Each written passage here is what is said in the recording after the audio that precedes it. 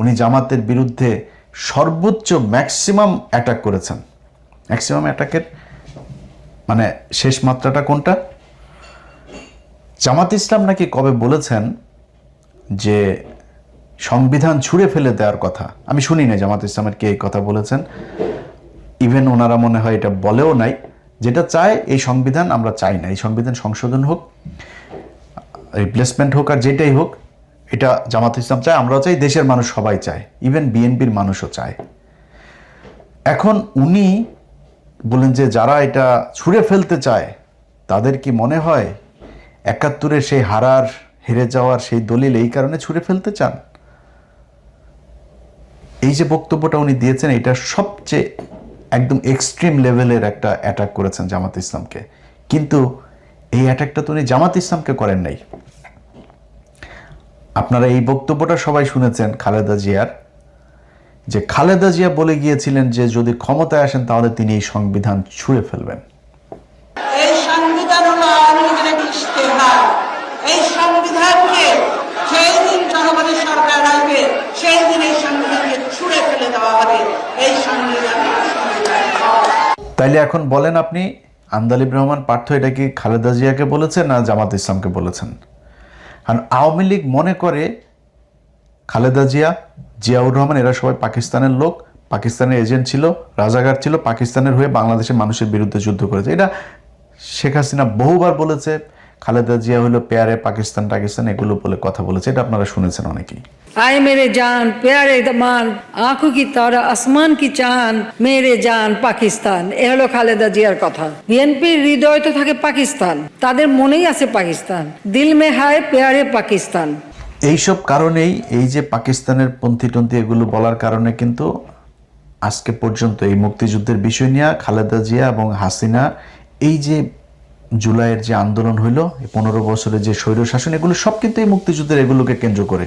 এবং আন্দালিব রহমান পার্থ আবারও ফের সেই ৭১ নিয়ে এখানে খোঁচাটা দিলেন। তিনি যেটা করেছেন এটা আমি মনে করি জামাত ইসলামকে এর চাইতে বেশি বড় অ্যাটাক করে কথা বলার, আমি জানি না জামাত ইসলামের কেউ কোনোদিন সংসদের দ্বারা আন্দালিব রহমান পার্থকে বা সরাসরি দেখা হইলেও বলেছে কিনা, কিন্তু আন্দালিব রহমান পার্থকে এই অ্যাটাকটা করতে হয়েছে কারণ ওনাকে তারেক রহমানের সাথে বিএনপির সাথে এমন খাতের দিতে হবে অ্যাজ ইফ এটা মনে হয় যে আন্দালিব রহমান পার্থ মানে বিএনপির বিশাল বড় একজন শুভাকাঙ্ক্ষী, এই কারণে তারা তেলবাজি করে ওইখানে যাইতে হবে, এই জন্যই সে এটা করেছেন। এখন আমার কথা হলো যে যেই সংবিধান নিয়ে আপনি মানে যেই বিষয়টা নিয়ে আলোচনা, যে এই জুলাই সনদ, এটা বিএনপির কেউই চায় না। ওনার বক্তব্যে উনি বলেছেন যে বিএনপিও এটা চায়। তারা জামাত ইসলাম এমনভাবে কথা বলে আমাদেরকে জুলাইয়ের বিপক্ষ প্রতিদ্বন্দ্বী হিসাবে আমাদেরকে দাঁড় করিয়েছে। বা এটা জামাত ইসলাম দাঁড় করায় নাই, আপনি যে বিএনপির হয়ে কথা বলতে চাচ্ছেন, বিএনপি সাজতে চাচ্ছেন, আপনার সেই বিএনপি এই কাজ করেছে। কি কি করেছে একটা একটা করে বলি। নির্বাচনের আগে ভারতীয় পত্রিকা আনন্দবাজার থেকে শুরু করে NDTV, India today, Indian express, Times, এরা সবাই কি বলেছে যে তারেক রহমান ভারতের সাথে কথা বলে এসেছে এবং তাদেরকে সেই নিশ্চয়তা দিয়ে এসেছে যে তারেক রহমান বাংলাদেশে গেলে হাসিনার রাজনীতি আবার আওয়ামী লীগকে স্বাভাবিক রাজনীতি করতে দিবে, হাসিনার বিরুদ্ধে সব মামলা তুলে নিবে। এটা যে ওদের পত্রিকা বলেছে সেটা না, খালি দলের মহাসচিব থেকে শুরু করে অনেক নেতা এই কথা বলেছেন, আওয়ামী লীগের কোনো মামলা রাখা হবে না, আওয়ামী লীগ বিএনপি ভাই ভাই, আওয়ামী লীগের লোকজন সব বিএনপিকে ভোট দেখ। এই কথা আপনারা প্রকাশ্যে নির্বাচনের ক্যাম্পেইনের সময় বলেছেন। নির্বাচন শেষ হয়েছে, প্রথম বক্তব্য সালাউদ্দিন আহমেদের, আমরা এই সংস্কার গণপরিষদের যেই শপথ এইটা আমরা নিব না। হ্যাঁ ভোট না ভোট দিল বাংলাদেশের 80% মানুষ হ্যাঁ পক্ষে ভোট দিল। সালাউদ্দিন সাহেব বলে দিলেন এইটা হ্যাঁ ভোট না ভোট এগুলি কোনো বিষয়, জুলাই সনদ টনদ এগুলো, কয়েকজন এমপিও বলেছেন এই কথা।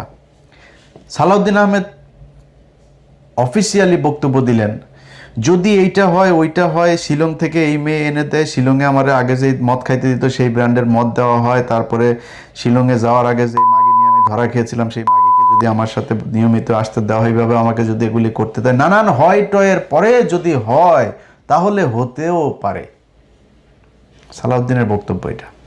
কি বললেন সংবিধান সংস্কার পরিষদ, এটা যদি কনস্টিটিউশনে ধারণ করা হয়, সেই মর্মে অ্যামেন্ডমেন্ট হয় এবং সেই শপথ পরিচালনার জন্য সংবিধানের 3য় তফসিলে ফরম হয়, কে শপথ পাঠ করাবেন সেটা নির্ধারিত হয়, এতগুলো হয়ের পরে তারপরে হলে হতে পারে।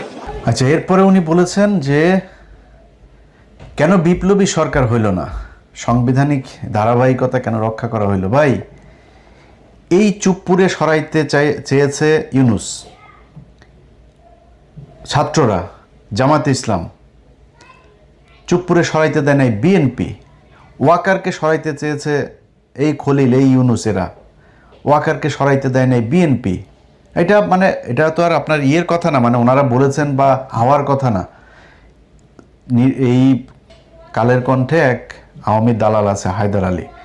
এই হায়দার আলী রাষ্ট্রপতির এক সাক্ষাৎকার ছেপেছে, আপনারা দেখেছেন তো সেটা। রাষ্ট্রপতি সেখানে একদম সরাসরি স্বীকার করেছে রাষ্ট্রপতির অফিসটা মূলত এখন আওয়ামী লীগের একটা রিহ্যাব সেন্টার। আওয়ামী লীগের যেসব সুশীল ব্যবসায়ী, যেসব বদমাশগুলো আছে, এই বদমাশগুলোর একটা রিহ্যাব সেন্টার। ওইখানে প্রতিদিন তাদের যাওয়া আসা, বিভিন্ন আলাপ আলোচনা, কনস্পাইরেসি এগুলো চলতেছে। এই লোকগুলোকে কিভাবে আপনার এই যে চুপ্পুকে কিভাবে বিএনপি আপনার শেল্টার দিয়েছে, তাকে রাখতে চায় না জামাত ইসলাম, তাকে রাখতে চায় না ইউনূস, তাকে কিভাবে এখন বিএনপি আদর আপ্যায়ন করে, আমরা এগুলো তো নিজের চোখেই দেখছি। এই যে ওয়াকার, তাকে রাখতে চায় না এই ছাত্ররা, বিএনপি তাকে রাখতে চেয়েছে। তারপরে বিপ্লবী সরকার করতে চেয়েছে, বিএনপি হইতে জাতীয় সরকারে যায় নাই। বিপ্লবীতে না, জাতীয় সরকার, বিএনপি জাতীয় সরকারে রাজি হয় নাই। তো এগুলো তো ওপেন সিক্রেট। আপনি জানেন না বিএনপিকে কেন সন্দেহের চোখে দেখা হয়? বিএনপির অনেকগুলো এরকম কারণে মানুষ এখন সন্দেহের চোখে দেখে যে বিএনপির কথা আর আওয়ামী